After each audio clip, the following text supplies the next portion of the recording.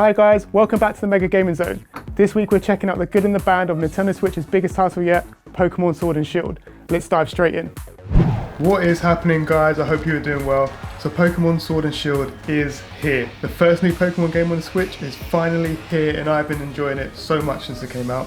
I really enjoyed Let's Go Pikachu and Eevee. That game did a great job of taking me back down memory lane. Yes, I played Pokémon Red and Blue when it first came out, which makes me feel so old.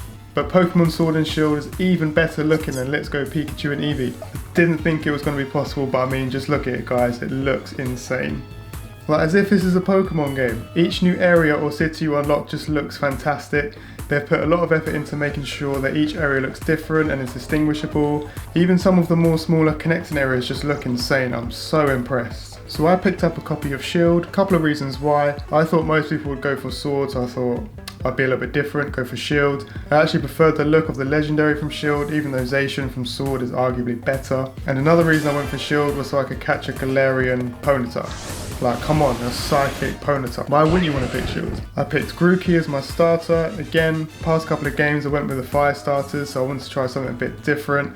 And also he just looks super cool. Which starter you pick doesn't really matter, as the games have become progressively easier to build a strong team for endgame. And the champion will always end up picking your weakness anyway. I would just go with whatever you think you'll have the most fun with. The story is fairly typical Pokemon. You and your rival get endorsed to enter the Poké League as you battle to earn all of your badges, so you can eventually challenge the champion. And in typical Pokemon fashion, there is a story that runs alongside this, and this time unsurprisingly it's to do with the two legendary Sword and Shield Pokemon. It's a formula which works and is entertaining enough. The new gym and gym challenges look amazing like the rest of the game. Some are pretty fun and different, and others use similar puzzles to previous games. I enjoyed them a lot, and I know I've already said it, but they just look insane and are at a scale like no other Pokemon game.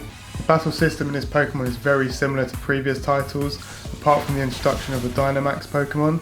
You get access to this ability pretty early in the game, but you can only use it in either online battles with other players, max raid battles in the wild areas, or stadium or gym battles. Essentially, Dynamaxing gives the Pokemon of your choice increased health and a different moveset for 3 turns, whilst making your Pokemon huge. Again, they've done a great job with the animations, and as you can only use it once per match, you have to learn to use it quite tactically, even more so when you're playing online. Now here is my first teeny tiny complaint, and that is the standard battle animations are pretty average. For a full title release on a Switch, I think I expected a little more, and that goes for the main story as well. Don't get me wrong guys, I'm really enjoying this game. I was just expecting something a bit more experimental or different from Nintendo to really show what the next gen Pokemon games have in store for us. They kept the wild Pokemon capture system from Let's Go Pikachu and Eevee, which I'm a big fan of. I know some people say it makes the game a lot easier, which it kind of does, but it also makes it a lot more immersive. I just wish there was that one extra feature which made it seem truly next gen. They've added a new area called the Wild Area, and I think this is where Nintendo were trying to add something new. Here you can find different Pokemon at different levels, and some which are really powerful. You can tell which ones are more powerful as they're bigger and roam around on the main paths instead of in the grasses. It can be quite amusing when you get a big Pokemon chasing you around the field. You can also see other players in the wild zone, which is pretty cool. Different Pokemon come out at different times and during different weather conditions. It makes filling up your Pokédex a bit more challenging, but also a bit more interesting. Also introduced are the raids in the wild areas. Here you team up with 3 other players to take down a Dynamax Pokemon of varying difficulty. The more gym badges you have, the harder raids you can join, so you unlock them as you progress through the game. You also have a chance at the end to capture the Pokemon and receive additional rewards. These really help you to EV train your Pokemon or get rare items for your Pokemon. I think at the minute these are a good addition to the game, but they need a bit more work to make them a real endgame feature that people can use to capture more powerful Pokemon. But I reckon Nintendo will update these in the future updates like they did with the mobile version of the game. Now, a lot of people have been complaining that they cannot transfer over all previous gen Pokemon, which previous games have allowed us to do. I kind of get it, as some people have really invested into their team comps for the competitive scene. However, the new Pokemon from this gen are actually great, and it's been fun watching the competitive scene find their new favourites. There are some really great new additions and interesting evolutions.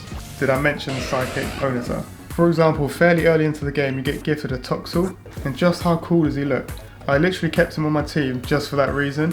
He's also a really interesting type, electric and poison. Now when Toxel hits level 30, he will evolve, and depending on his nature, he will evolve into 1 or 2 forms of the same Pokemon, Toxtricity, who also looks super cool, and is actually a great Pokemon for your team. It's these small details that haven't made me miss pulling over my old team, and actually I've become quite attached to my new squad. There is tons to do in this game once you've completed the story, such as completing your Pokédex to get that all important shiny charm, Obviously catching shiny Pokemon, which is, come on guys, that's what it's all about. You can then spend some of your time catching all the legendary Pokemon and perfecting your competitive team.